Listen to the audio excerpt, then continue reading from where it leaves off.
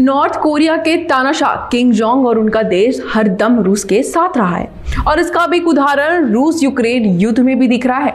North Korea Ukraine युद्ध में अपनी भागीदारी बढ़ा रहा है और रूस की मदद कर रहा है और इस बात को लेकर खुद यूक्रेन के राष्ट्रपति व्लादिमीर ज़ेलेंस्की ने आरोप लगाया है। ज़ेलेंस्की ने अपने डेली वीडियो मैसेज में नॉर्थ कोरिया पर रूस में अपनी सेना भेजने का आरोप लगाया है। ज़ेलेंस्की ने कहा कि इस परिस्थिति को देखते हुए तुरंत कदम उठाने की जरूरत है। इसी को लेकर उन्होंने अपने सहयोगी देश यानी नाटो के देश से और मदद की अपील की है।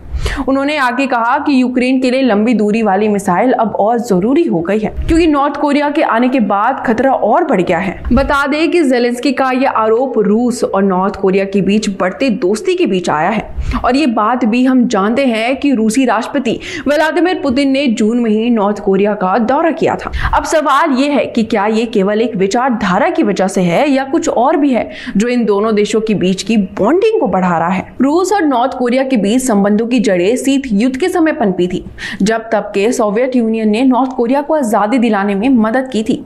इसके बाद से रिश्ते और गहरे होते चले गए हैं। दोनों के बीच कई कॉमन चीजें हैं। दोनों ही कम्युनिस्ट विचारधारा वाले देश रहे हैं। इस बात ने उन्हें जोड़ने में कुछ वैसा ही काम किया है जैसे एक पार्टी को पसंद करने वाले दो आम लोगों के साथ होता है। इसी तार के साथ कई और तार जुड़ते चले गए।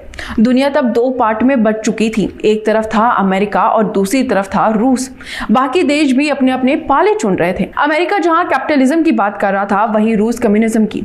नॉर्थ कोरिया भी मॉस्को की सोच रखता था जिसके कारण अमेरिका उनका कॉमन दुश्मन बन गया। पाबंदियों ने भी दोनों देशों को कनेक्ट करने का काम किया था।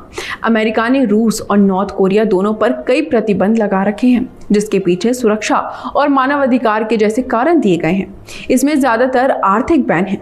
वहीं नॉर्थ कोरिया से अमेरिका नाराज है कि उसके रोकने के बाद भी नॉर्थ कोरिया ने परमाणु हथियार और लंबी दूरी की मिसाइल बनाई है। इसी के साथ इस देश पर भी कई आर्थिक और व्यापारिक प्रतिबंध लग गए हैं। इसमें United nation security council, America और यूरोपियन यूनियन की तरफ से लगाए गए सैंक्शन शामिल हैं। इसके तहत बड़े नेताओं, व्यापारियों के अलावा संस्थाओं के एसेट्स फ्रीज करना, ट्रैवल बैन और पाबंदी के तहत आने वालों के लिए किसी भी फंड पर रोक लगाना शामिल है। इसी बीच दोनों ही एक दूसरे की मदद करने लगे।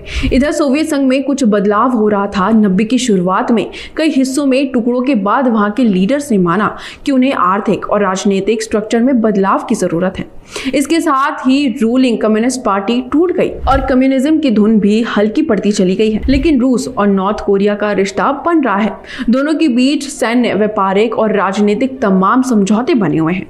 इसी साल जून में दोनों के बीच एक डिफेंस एग्रीमेंट हुआ जिसके तहत किसी पर भारी आक्रमण हो तो दूसरा देश उसकी सैन्य मदद करेगा। वॉइस ऑफ अमेरिका में छपी रिपोर्ट के अनुसार शायद ये वही समझौता है जिसकी वजह से नॉर्थ कोरिया की रूस यूक्रेन युद्ध में उपस्थिति दिख रही है।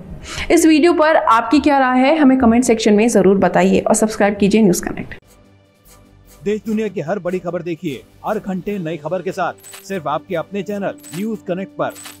न्यूज कनेक्ट यानी खबरों से आपका कनेक्ट। न्यूज कनेक्ट को लाइक करें और सब्सक्राइब करें ताकि आप रहें हर वक्त हर खबर से अपडेटेड।